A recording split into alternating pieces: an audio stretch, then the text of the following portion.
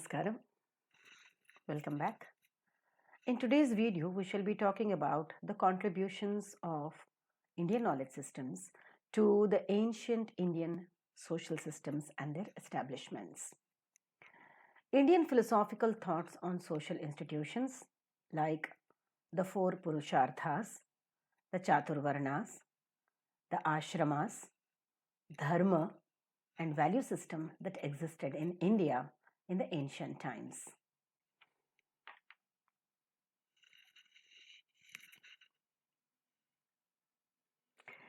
Ancient Indian philosophical thought on social institutions is deeply rooted in the country's religious, cultural, and ethical traditions. These ideas are found in the Vedas, Upanishads, Dharmashastras, epics like the Ramayana and the Mahabharatam, and also in the works of the later philosophers. The ancient Indian view of social institutions is closely associated with the concepts like Purusharthas, Chaturvarnas, Varnashramas, which guided the structure and function of these institutions. If we look at the social structure in India, we had the Brahmin, Kshatriya, Vaishya, and the Shudra as the four important layers of the society. To understand this concept, we need to go back to the process of creation, which is believed by almost all the shared darshanas as Purusha and Prakriti. Purusha is Shiva and Prakriti is the Shakti. The Shakti or the Chetana, with the help of which the creation process begins with Shiva Shakti together. So the Purusha is eternal, uncreated, does not create anything on himself, passive, absolute, infinite, neither the cause nor the effect. He is the consciousness which is indestructible and pure. Whereas Prakriti is eternal, also uncreated. Maybe it creates. That's the difference between Purusha and Prakriti. It's absolute and infinite, no doubt, but is responsible for cause and effect. It is the matter and energy, indestructible and impure. A combination of Purusha and Prakriti result in the creation of the entire world. So you have the Prakriti and Purusha in the Avyakta form, which is not seen, and the Mahat. Then from Mahat, we have Ahankara, and from Ahankara, we have the three gunas emerging, Sattva, Rajas, and Tama, which is responsible. A combination of Sattva, Rajas, and Tamas are responsible for the various objects on this nature. These are together called as the Trigunas. The Sattva guna is the revealing power, the Rajoguna is the projecting power, and Tamoguna is the veiling power. Accordingly, the Sattva is for light, balance, and peace. The Rajas is for activity, passion, and aggression, whereas Tamas is for darkness, ignorance, and dullness.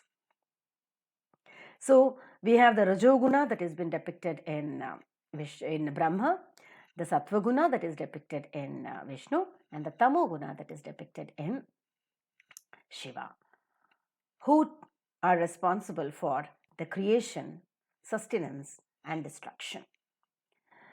The Sattva, Tamo, and Rajogunas are also responsible for creating clear and calm mind from the Sattva guna. Rajoguna creates energetic mind, and the dull mind is created in Tamoguna. They are not three watertight compartments, but they are all present in the same person. Sometimes Sattva is dominated, sometimes Raja, and sometimes Tamas. Early in the morning, we are dominated by Sattva guna, which is positive, pure, balance, peace, and harmony. Whereas in the afternoon times, maybe it is the Rajoguna that we are dominated of, which is responsible for movement, energy, desires, passion, anxiety, and the ability to do various works. In the evening and night, the same person is dominated by Tamoguna, which induces dullness, makes him inactive, negative, a bit depressed, ignorance, and sleep. And so, out of these three gunas, we have the 24 tattvas or evolutes of nature.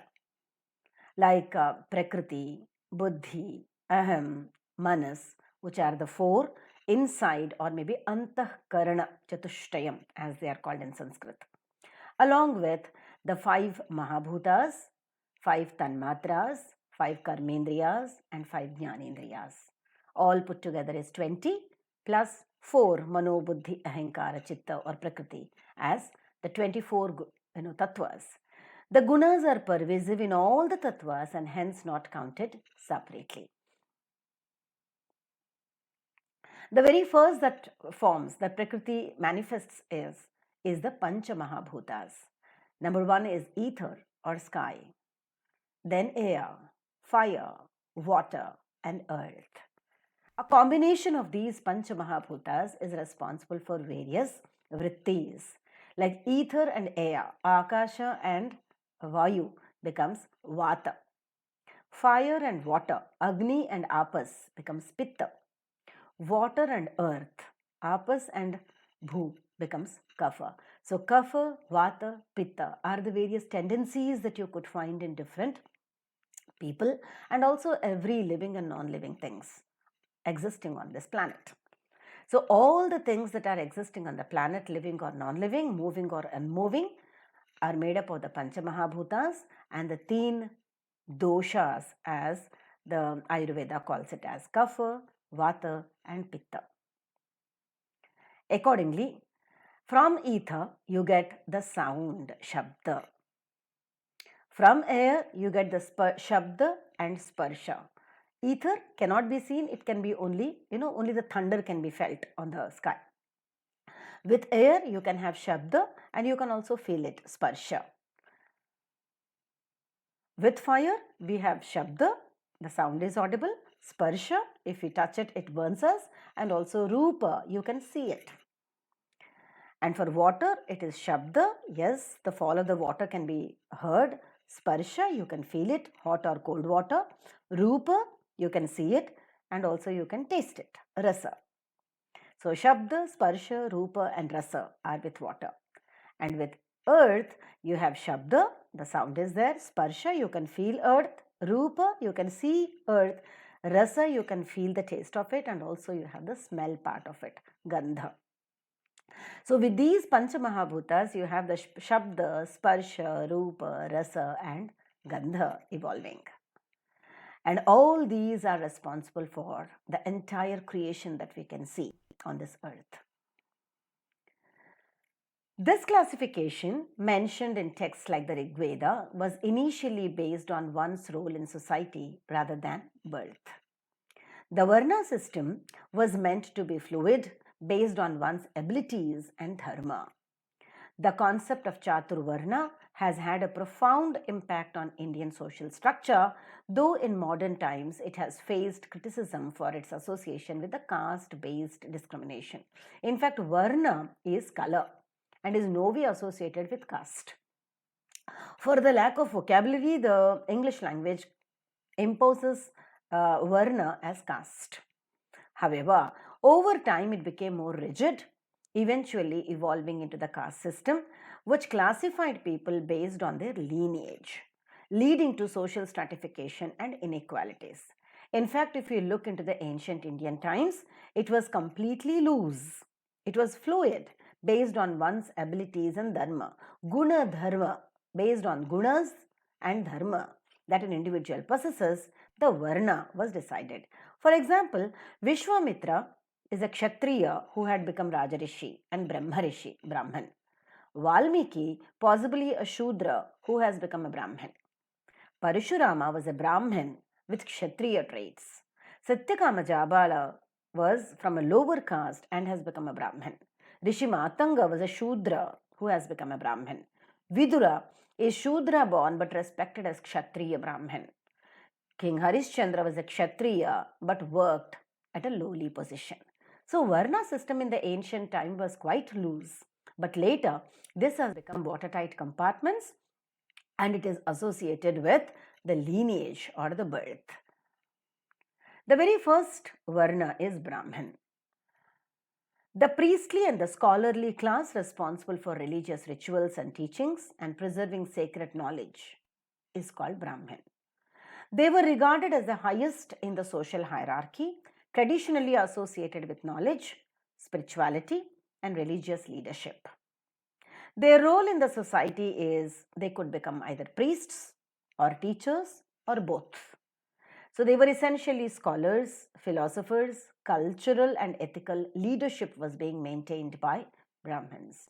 The duties of Brahmin, the dharma is adhyayana, study, adhyapana, teaching.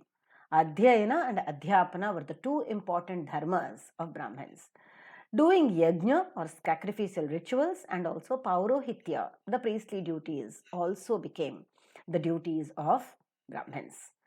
The well-known examples of renowned Brahmins in ancient India is sage Vasishtha, who was a royal priest in Ikshvaku dynasty, Adi Shankaracharya, a great philosopher and theologian who consolidated the Advaita Vedanta philosophy, and Chanakya or Kautilya, an ancient Brahmin scholar who authored the Arthashastra, a treatise on politics and governance, and served as an advisor to Emperor Chandragupta Maurya.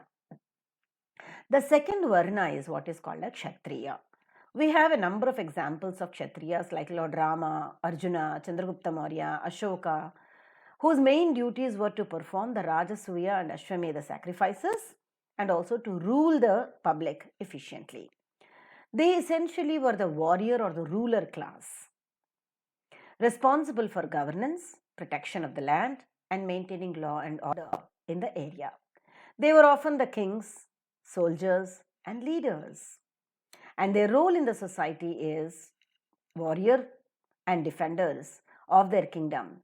So essentially, they were kings and rulers, lawmakers, and enforcers. The duties of the king is for the protection of the people, holding justice, governance, and sacrificial duties in the state. The third Varna is Vaishyas. The famous Vaishyas that you could find in the ancient India is Sudama, Bhadrachalam Ramadasu, Dhanvantari, and various others. The Vaishya Varna was historically played a vital role in supporting the economic and material needs of society through trade, agriculture, and business. The merchant and farming class responsible for trade, commerce, and agriculture are Vaishyas. They contributed to the economic prosperity of the society, and their role in society is merchants and traders. They also were agriculturists and landowners, craftsmen, and artisans. The duties of Vaishyas is the primary duty of the or dharma of Vaishyas were forced on economic activities that supported the well-being of society like trade, commerce, agriculture, charity, and philanthropy, protection of animals, etc. The fourth Varna is called as the Shudras. The Shudra Varna played a foundational role in ancient Indian society, providing the labor and services necessary for its survival and prosperity. The laborer and service provider class responsible for manual work, crafts, and serving the other three Varnas are the Shudras. Essentially, they were servants, workers, craftsmen, artisans, and manual labor. And their duty is serving the higher Varnas, engaging in manual labor, and many skilled professions were occupied by Shudras such as masonry, metalwork, pottery, weaving, and the like. These occupations were essential for the material needs of the society. Well, when we talk about the modern view of the Varna system, this has shaped by the ideals of equality, social justice, and individual merit. While the system was historically significant, it has been largely dismantled by legal reforms, social movements, and the evolving economic and political landscape of India. Spiritual leaders like Swami Vivekananda, political leaders like Mahatma Gandhi promoted the idea of equality and unity, focusing on the spiritual equality of all human beings, irrespective of caste or varna. Throughout the 19th and 20th centuries, social reformers such as Jyotirao Phule, B.R. Ambedkar, Periyar E.V. Swami Ramaswamy challenged the Varna and caste systems, advocating for equality and the upliftment of marginalized communities. Education and reservation policies, when we talk of today, the focus is on the eradication of the caste system or caste-based discrimination and promoting social inclusion and equality to all.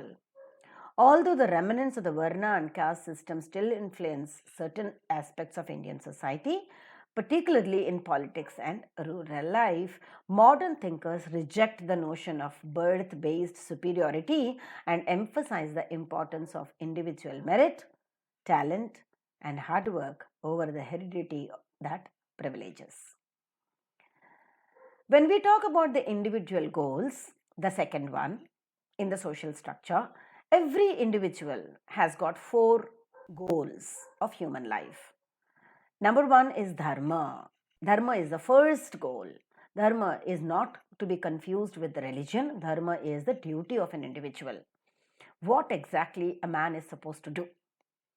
When he is in the house, maybe he is a father, a husband, a son, a brother, or a neighbor, or a friend to somebody.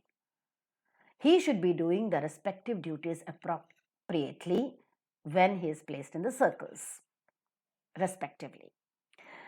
The same person, when outside the house in the official place, will be working as maybe a manager or the team leader or maybe a clerk, and he should be doing the respective duties or dharma in his workplace. So, dharma essentially means duty. That is the reason why the Chaturvarna, Brahmin, Kshatriya, Vaishya, and Shudra have their respective dharmas to be followed. Based upon dharma, we have kama or pleasure that is to be procured. And based upon the dharma, maybe artha or money or security should be provided. Only if kama, pleasure, and artha, security, are based on dharma, moksha, the 4th step, or liberation can be possible. The ultimate goal of human life is to get moksha or liberation by following the path of dharma in leading the life of kama and artha is a typical goal of human life in the Indian soil for every individual. Along with dharma, artha, kama, and moksha, the ancient Indian social system also has given 4 purusharthas.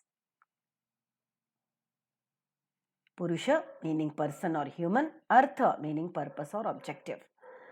The 4 purusharthas are dharma, that refers to righteousness, duty, and living in accordance with principles of truth, ethics, and justice. It is the foundation that supports the other 3 purusharthas. Dharma involves following one's moral and social obligations, respecting the laws of the society, and upholding justice. And its significance is that it is considered the most important of all the purusharthas because it ensures the proper functioning of society and universe.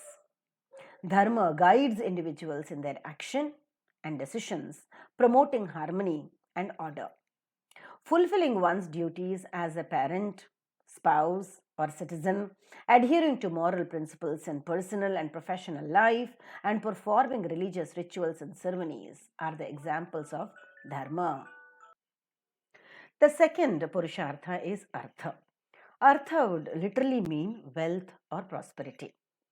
Artha refers to the pursuit of material prosperity, wealth, and resources necessary for a comfortable and stable life. It encompasses all means of livelihood, financial security, and the fulfillment of one's material needs. The significance of artha is essential for sustaining life and fulfilling one's responsibilities. It is pursued within the boundaries of dharma, meaning that wealth should be earned and used in a righteous and ethical manner. Earning a livelihood, building a home, saving for the future, and contributing to the economic well-being of society are the examples of artha or prosperity. The third purushartha is kama. Kama is the desire or pleasure. It refers to the pursuit of pleasure, love, emotional fulfillment, and satisfaction of desires. It includes the enjoyment of life's sensory and emotional experiences such as love, art, music, companionship, and recreation. The significance of kama is that it is important for emotional well-being and personal happiness of an individual. However, it must be pursued in harmony with dharma and artha to avoid excess and ensure that desires are fulfilled in a way that is ethical and sustainable. Experiencing love and affection, appreciating art and culture, enjoying recreational activities, and maintaining relationships are the examples of karma in the society. The ultimate goal of every individual on the Indian soil is spiritual to achieve moksha. And moksha is the ultimate goal of human life in Hindu philosophy, representing liberation from the cycle of birth, death, and rebirth, which is commonly called as samsara. It is the realization of the self's oneness with the divine and the attainment of spiritual freedom and enlightenment like Buddha. Moksha transcends the other three purusharthas as it represents the culmination of spiritual growth. And it is achieved through self realization, detachment of worldly attachments, and the practice of meditation, devotion, and wisdom. Pursuing spiritual practices, engaging in meditation and contemplation, seeking knowledge of the self, and living a life of renunciation and inner peace are the examples of moksha on the Indian soil. When we talk about this interrelationship of the Purusharthas, the four Purusharthas are always interconnected and meant to be pursued in a balanced way. Dharma provides the ethical framework for pursuing artha and kama, ensuring that material wealth and desires are achieved without compromising the moral values. Moksha represents the ultimate goal, guiding individuals to live a life that goes beyond worldly pursuits and leads to spiritual fulfillment.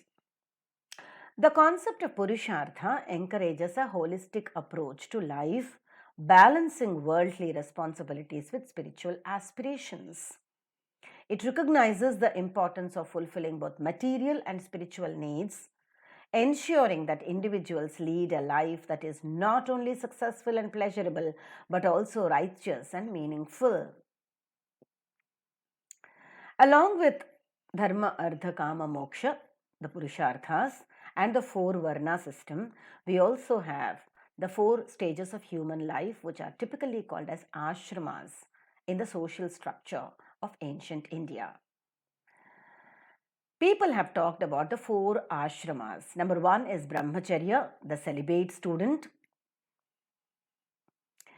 the duration of which is 1 to 25 years approximately, where he should be a bachelor, and it is a learning phase where he would be in the student life. After the student life is finished, he enters into the next stage, which is called Grihastha or the householder, the duration of which is between 26 and 50 approximately.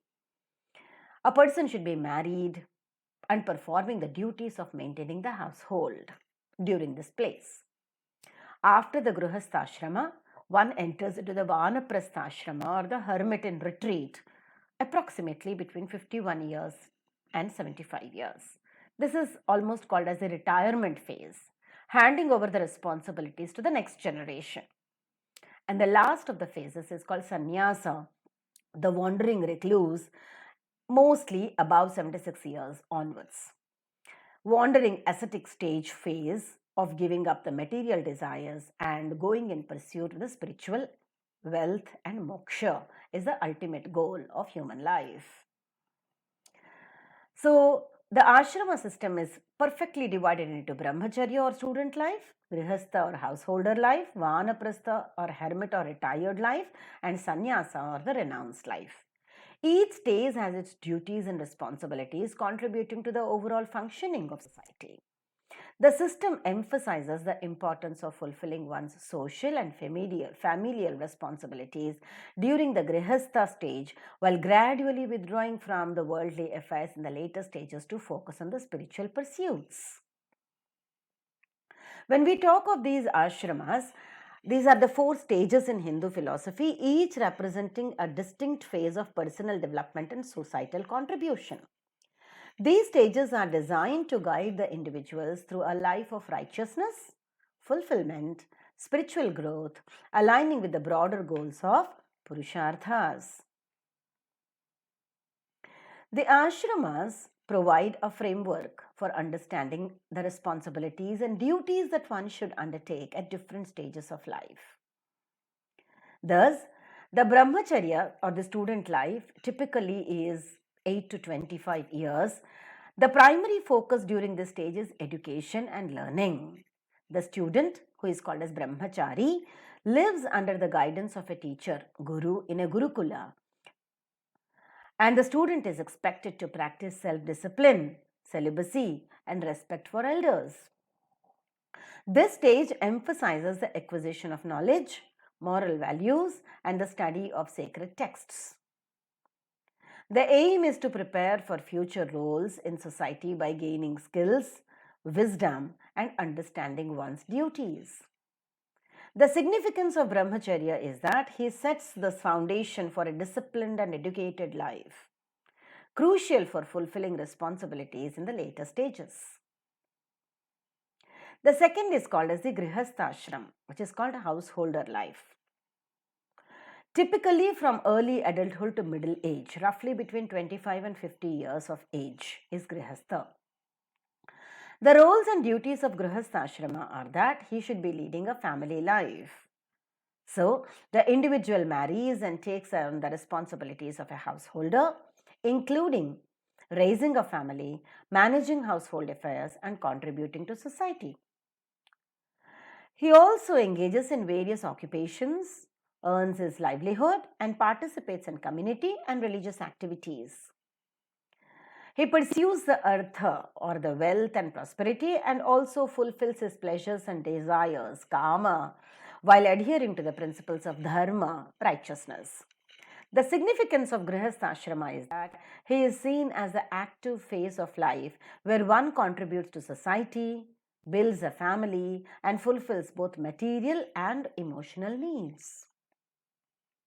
The fourth stage is called as the vanaprastha ashrama or the hermit life. Aging typically between 50 and 75, the roles and duties of vanaprastha ashrama are that it is a sort of transitive period. The individual begins to withdraw from the active responsibilities of household life and starts to focus more on the spiritual practices. This stage often involves retreating to a more secluded or semi-retired lifestyle, focusing on meditation, study, and contemplation. The goal is to prepare for the final stage of life by gradually reducing attachments to worldly possessions and responsibilities. The significance of vanaprastha ashrama is that the vanaprastha represents a transition between spiritual growth and physical life. It's a transition towards spiritual growth rather, and a preparation for ultimate liberation, allowing for a more focused pursuit of spiritual goals. The fourth of all the ashramas is called sannyasa ashrama, which is a renounced life, approximately between 75 years and above. The roles and duties of sannyasi is the renunciation of the world. The individual renounces all material and social responsibilities, dedicating life entirely to spiritual pursuits and self-realization. Engages in intense spiritual practices, meditation, and the pursuits of moksha from cycle of birth and rebirth. The focus is on achieving spiritual enlightenment and liberation by transcending worldly attachments and detachments and desires with a detached mind. The significance of sannyasa ashrama is that sannyasa is considered culmination of the life journey, where the individual seeks to attain ultimate spiritual freedom and unity with the divine. The ashramas are designed to integrate and balance the various aspects of human life.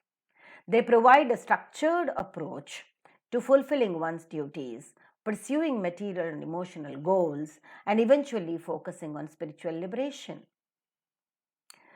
Each ashrama naturally translates into the next. The stages also emphasize the balance between worldly responsibilities and spiritual aspirations. While the brahmacharya and grihastha stages focus on personal development and social contributions, the vanaprastha and the sannyasa stages emphasize on the spiritual growth and liberation. So, in conclusion, The concept of ashramas provide a comprehensive framework for understanding different phases of human life in Hindu philosophy. It reflects a holistic approach to living, guiding individuals through their responsibilities, aspirations, and spiritual journey.